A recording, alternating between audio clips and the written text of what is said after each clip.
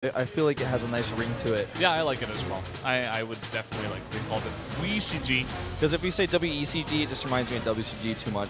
And if you say it fast, it's like WECG. It sounds like the WCG kind of. Pretty much. So we'll call it WECG. How about we do that? Yeah. Let's make it official. We made it official.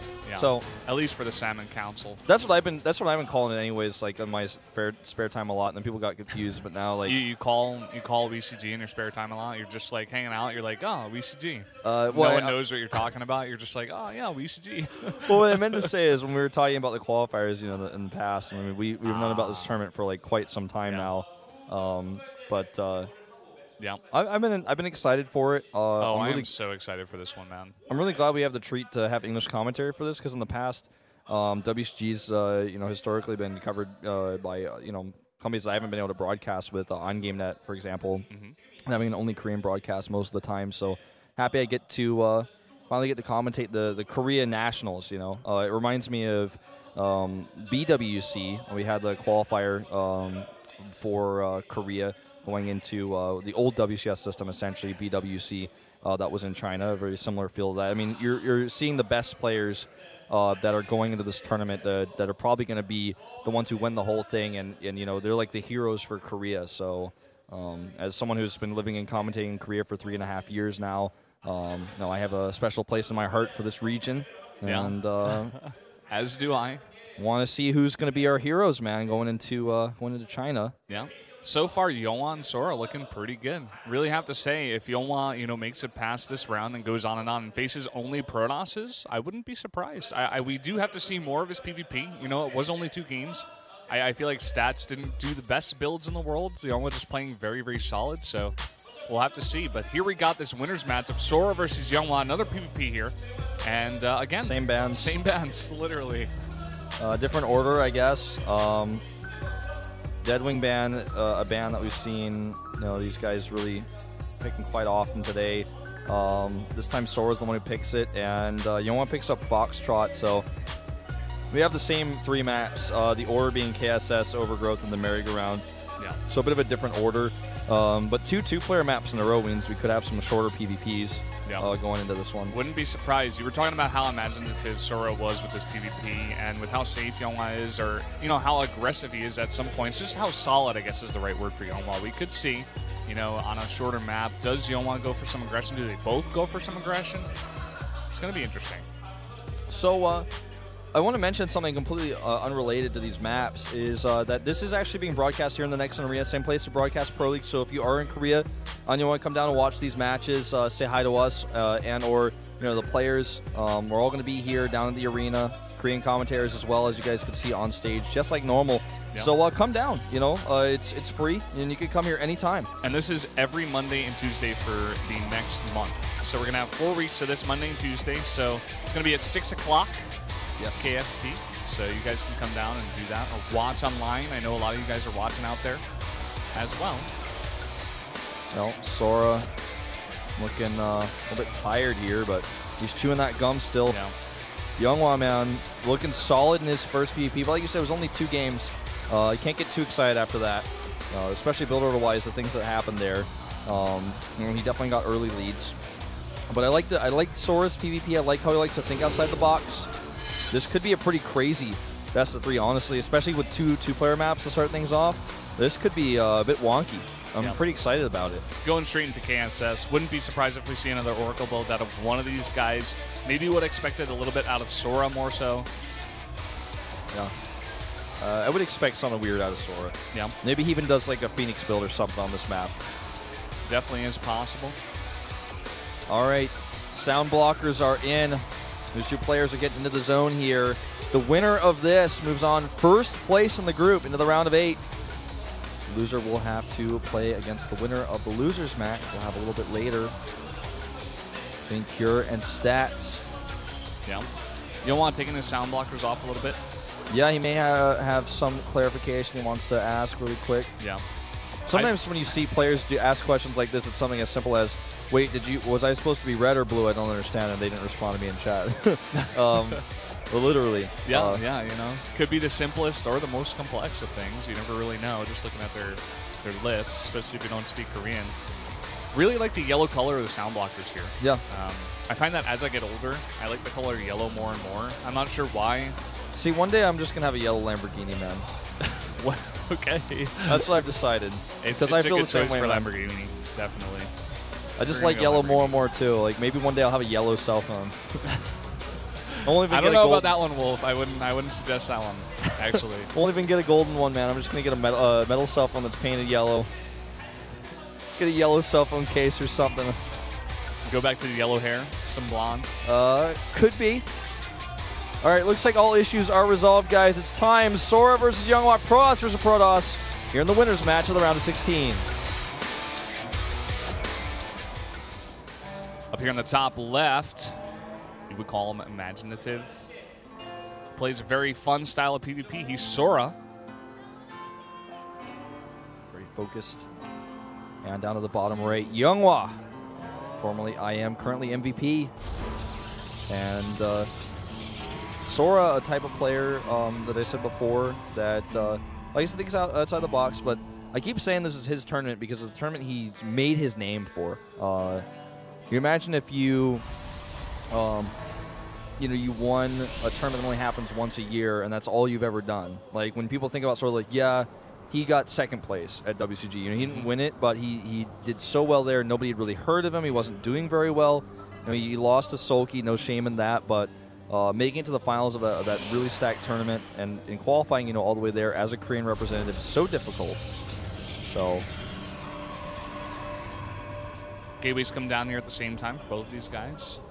You only going to scout his base a little bit more than Sora. Even scouting the bottom of the ramp here, being very safe. Yeah. Well, on the other hand, we'll see if Sora's, imaginative style runs into a wall with YongHwa's solid, very standard PvP play.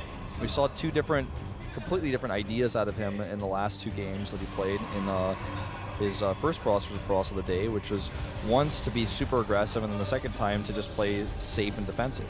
Yeah, definitely very true. One thing I also want to mention that didn't really get mentioned here is that, Sora got to play a PvP earlier on, but then YongHwa had to play a PvP. So Sora was definitely watching those games and noticing the way that YongHwa likes to play. So he does have a little bit more information, in the here and now on what YongHwa's doing. Sure, and then there's the opposite of that, which is that YongHwa prepared for PvP more so because he knew that was a matchup he was going to be playing, and now he may just be able to get out of here 4-0 by preparing only for one matchup, whereas Sora had to prepare for two. So that's the other side of the coin, I guess. Yeah, could definitely be true. We got a sneaky probe over here. I wonder what he's going for. What's he up to? Both players going double gates. He may just be checking for proxies. You never know. Till the pylon gets dropped, you just don't know. Okay, he stopped. That's a pretty good sign. He's going to drop something over there. Yeah.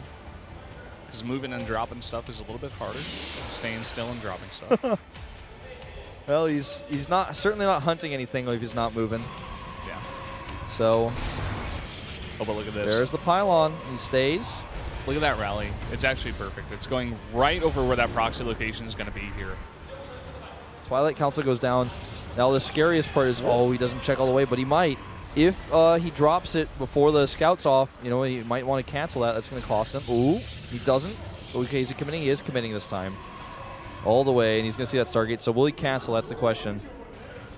He's going to kill the probe first of all. Sorry, probe. Not getting out of here. And I don't know if he can actually kill that pylon because a Stalker will come over eventually to help protect that. Second Stalker to join him as well. But the Stalker of Sora comes too, so he actually might just be able to straight up kill that pylon. Yeah, I think he's going to be able to kill that pylon. I think that needs to be canceled right now. If he's going to cancel, he's probably going to cancel the last second. He's not even bringing the Stalker all the way. Yeah, he's actually hiding this, waiting until it completes. And then he's going to move in with the Stalker. Oh, he comes in a little bit too early. He may have even just canceled anyway, but regardless, the Stargate does get canceled here. Yep. With that, a lot of sunken minerals and gas put into that. So now he's got this really awkward position where he's going to try to do he's going to try to do a 3 gateway pressure, but he's already losing his first Stalker. He's got no forward warp in point. He needs to get that pylon up if he really wants to commit to this. Now it's 3 Stalkers against 2. This isn't going to work. Yeah. And he spent a lot of chrono on his warp gate research, so his probe count suffers a little bit because of this. It could be much higher right now. It could be one more advantage he has. Wow. He's actually just getting lucky. He's going to circumvent these Stalkers. This is about to get crazy, too, because Blink's going to be done in a second for Sora, so he can actually have that defensively to help against this attack. Yeah, I feel like Sora definitely has the big advantage here. Stargate isn't even complete. Blink isn't complete as well, but there are a lot of Stalkers on the other side of the map, really close to YongHwa. There's no defense there except that Mothership Core. A lot of damage is going to be done here, but YongHwa's coming up the ramp as well. That Stalker's dead. Yeah, that Stalker is so dead. Blink isn't done. But the big thing he does have going for him is Mothership Core. This Mothership Core gets targeted down right away. It's going to fall. And now he's actually just going to, with this many Stalkers and Blink in just a second, target down probes here, force loss mining time. They're actually going to unpower these gates as well. Oh, that's so big. 2 gates go down. He's going to be able to take out 2 of these Stalkers as well.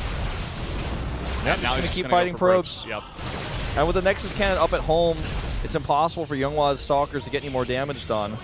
He's losing, you know, obviously some production cycles here with that lost pylon. He will have a Void Ray in a second. This game isn't over yet, but it's pretty heavily Sora favored right now. Gates are repowered. This pylon's about to be done. He's going to try to come in here now as the Nexus Cannon does fade. Really nice timing to come in here. Actually, preemptively comes in. And Void Ray gets targeted down right away. And it's just a bigger number of Stalkers, I'm afraid, for Sora with Blink. I just don't see YongHwa taking this game. He's just going to run his probes away. He can't chase because he doesn't have Blink. Yeah. A lot of those probes going to get away. 14 in total. GG is called. And Sora takes game number 1 pretty fast here. Yeah, these 2-player maps, these PvPs we've been seeing today are pretty aggressive. Just, you know, you get scouted. You wait till the last second to cancel, which, you know, further then holds those minerals in that Stargate until you cancel, so you can't use them right away if you wait till the last second. Then, you know, when you move across the map to do what you decided to do and say, okay, I'm going to counterattack, then I'm going to trick them and throw them off guard a little bit by doing a 3 gateway pressure. Then your Stalker gets caught. You can't even get your forward pylon up. Then he's got more Stalkers than you and Blink. Things just went wrong there for YongHwa. That's the best way to put it. Everything went wrong pretty much. And just good scouting out of Sora.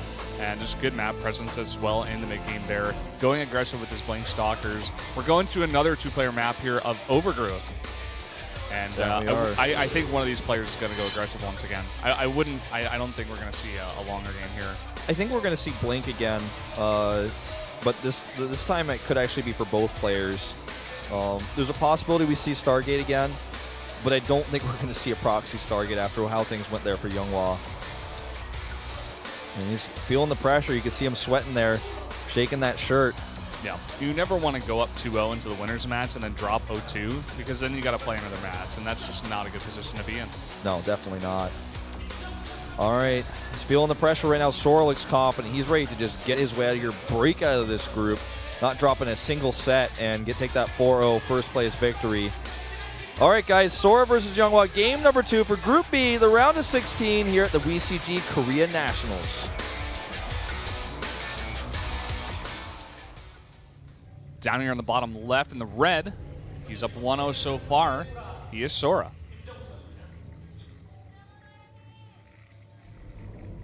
Got some fans even here in the crowd for him. And over here, the top right in blue, former IM, current MVP, it's YongHwa. Artosis' favorite Protoss for the longest time. Yeah. Whenever I think of his name, I think of movie. It's not quite there. It's YongHwa for movie. Yeah. But saw a movie last night. Yeah, Walk which movie Amongst did you the see? Tombstones. That movie was a little bit disturbing, I have to say. Is Won't it a horror spoil film? anything. No, it's... I don't know how to describe it. It's like a Liam Neeson film. So, okay. It's like a thriller kind of...